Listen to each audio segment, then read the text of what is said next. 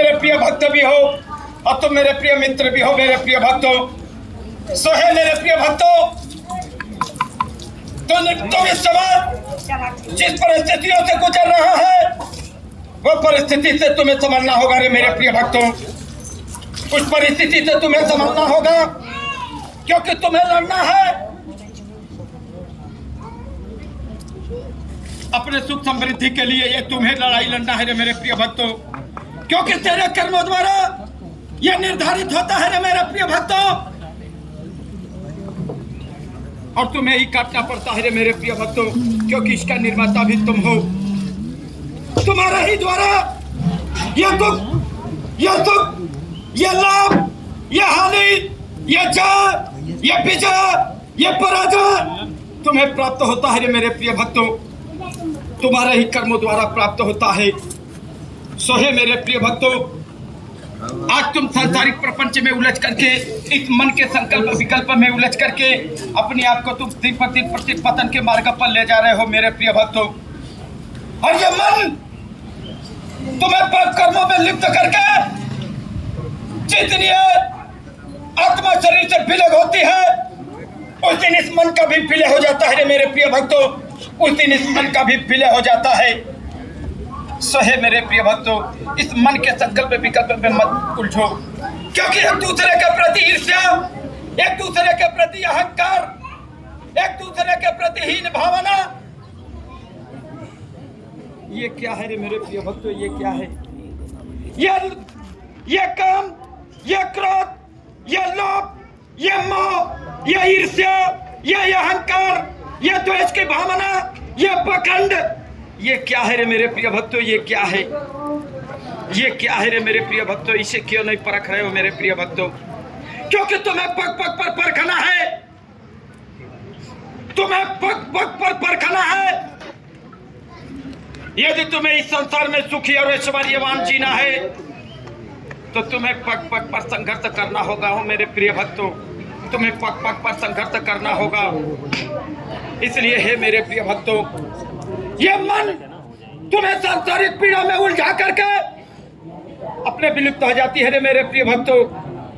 इसलिए इस मन के संकल्प विकल्प से बाहर निकलो, अपने अस्तित्व को परखो मेरे प्रिय भक्तों, अपने अस्तित्व को परखो, जो सत्य है, जो सनातन है और जो धर्म है रे मेरे प्रिय भक्तों, जो धर्म है। इसलिए अपने अस्तित्व को परखो, क्योंकि तुम्हारा एकमात्र अस्तित्व ही सत्य है रे मेरे प्रिय भक्तों।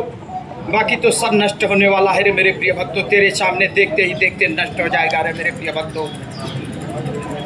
और जो एक एक दिन तुम्हारा बीत रहा है वही एक एक दिन तुम मृत्यु के भी आगोश में जा रहे हो मेरे प्रिय भक्तों, लेकिन फिर भी तुम्हारी चेतना जागृत नहीं हो रही है। अब तुम विवेकता से अपने आप को छीन होते और तुम स्वयं देख रहे हो मेरे प्रिय भक्तों, तुम स्वयं देख रहे हो, तुम स्वयं देख रहे हो और तुम्हारे आंखों के सामने प्रत्यक्ष दिखाई दे रही है। फिर भी प्रारब्ध की देन मान करके तुम इससे विलग हो जाते हो मेरे प्रिय भक्तों, अनदेखा कर देते हो। नहीं मेरे प्रिय भक्तों, नहीं, यही सत्य नहीं है जो तुम प्रकट में देख रहे हो, जो तुम सामने देख रहे हो, यही सत्य नहीं है रे मेरे प्रिय भक्तों। इससे भी हटके एक लोक है मेरे प्रिय भक्तों, जिसमें तुम्हारे कर्मों के द्वारा एक नवीन शरीर की प्राप्ति होती है। तुम्हारे कर्मों के द्वारा ही एक नवीन शरीर की प्राप्ति होती है रे मेरे प्रिय भक्तों। जब यह शरीर, यह तुम्हारा अस्तित्व जब शरीर छोड़कर विलग होती है तो आध्यात्मिक लोक में तुम्हारे कर्मों के द्वारा एक नवीन शरीर की प्राप्ति होती है रे मेरे प्रिय भक्तों, एक नवीन शरीर की प्राप्ति होती है। तो हे मेरे प्रिय भक्तों, तुम्हारी आयु कितनी है, अपने आयु के अनुसार तुम अपने अस्तित्व को परखो, अपने अस्तित्व में भजन चिंतन रमण करो। जैसे तुम्हारे शरीर के जीविका के लिए भोजन की आवश्यकता है, उसके बिना तुम्हारा एक पल चलने वाला नहीं है, वैसे ही पूर्व जन्म के संस्कारों के लिए, पूर्व जन्म के कर्मों के लिए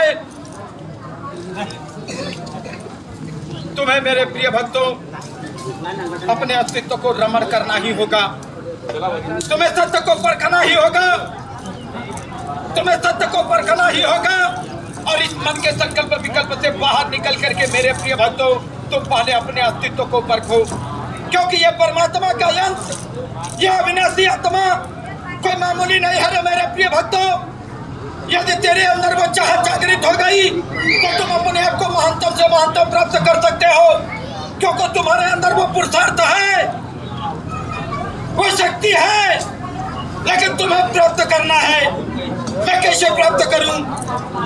हे मेरे प्रिय भक्तों, जैसे एक छोटी सी माचिस की तिल्ली, एक छोटी सी माचिस की तिल्ली देखने में एक छोटी सी माचिस की तिल्ली है, लेकिन उसमें भी अग्नि है रे मेरे प्रिय भक्तों। और वही छोटी सी माचिस की तिल्ली विशाल से विशाल जंगल को जला करके राख कर देती है रे मेरे प्रिय भक्तों। तो वैसे ही परमात्मा का ये अंश अविनाशी आत्मा कोई मामूली नहीं है। इसे जिस दिन चाहत हो गई है मेरे प्रिय भक्तों, तो विशाल से विशाल स्वरूप को प्रकट कर सकता है मेरे प्रिय भक्तों। तुम अपने स्वरूप को प्राप्त कर सकते हो, तुम्हें भटकने की आवश्यकता नहीं है।